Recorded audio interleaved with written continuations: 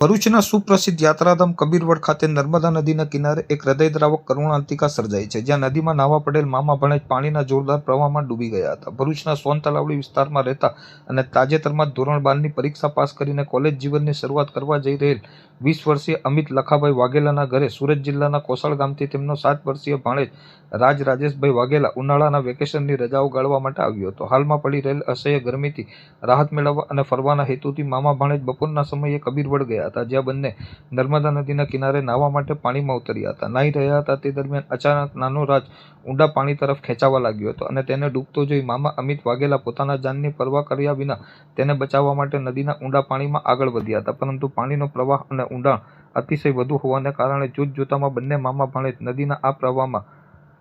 ગુમ થઈ ગયા હતા. આ અકસ્માતને નજરે જોનાર આસપાસના લોકો, સ્થાનિક નાવિકો અને માછીમારો તાત્કાલિક બચાવ કામગીરી માટે ઘટના સ્થળે દોડી આવ્યા હતા અને સાથે જ સ્થાનિક તરવૈયાઓ સહિત ફાયર બ્રિગેડની ટીમને ઘટનાની જાણ કરવામાં આવી હતી. આ અશુભ સમાચાર મળતા જ પરિવારજનો પણ રોકડ કરતા કબીરવડ નદી કિનારે દોડી આવ્યા હતા, જેને પગલે વાતાવરણ ભારે ગમગીન બની ગયું હતું. ફાયર બ્રિગેડ અને સ્થાનિક તરવૈયાઓની કલાકોની ભારે જહેમત બાદ મોડી સાંજે આશરે 6 વાગ્યાના અરસામાં મામા અમિત વાઘેલાનો મૃતદેહ નદીમાંથી શોધી કઢાયો હતો, જ્યારે નાનકડા રાજની શોધખોળ મોડી રાત સુધી સતત ચાલુ રાખવામાં આવી હતી. આ ઘટનાને પગલે સ્થાનિક લોકોમાં તંત્ર સામે ભારે આક્રોશ જોવા મળ્યો હતો અને તેઓએ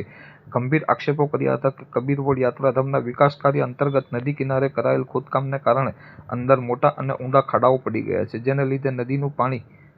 અત્યંત જોખમી બન્યું છે અને આ વહીવટી બેદરકારીના કારણે જ આજે એક હસતા રમતા પરિવારે પોતાના 2 દીકરા ગુમાવવાનો વારો આવ્યો છે.